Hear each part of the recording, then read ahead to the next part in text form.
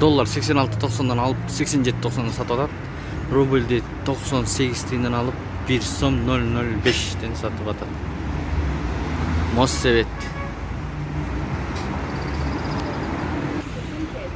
Бұл жерде 86.50'den алып, долларды 87.50'den satып атат. Рубльді 98 тиындан алып, бұл жерде да 1 сом 005. Ассаламу алейкум, биздин каналдын катталуучулары жана коноктору, саламатсыздарбы? Бүгүн 8 апрель 2022 жыл. Түштөн кийинки курстар. Финкомбанк 86'dan алып, долларды 87'den сатып атат.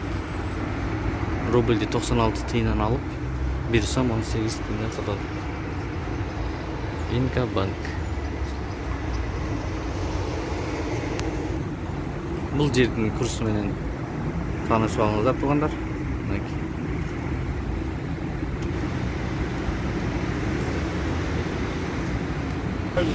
Бұл жерде 86.50'den алып, долларды 87.50'den сатат, рубльді 98 тиындан алып, 1 сомдан сатып атат.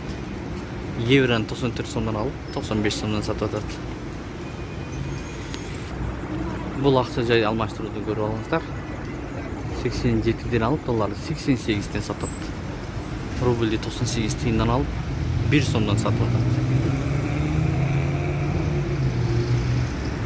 Шундай.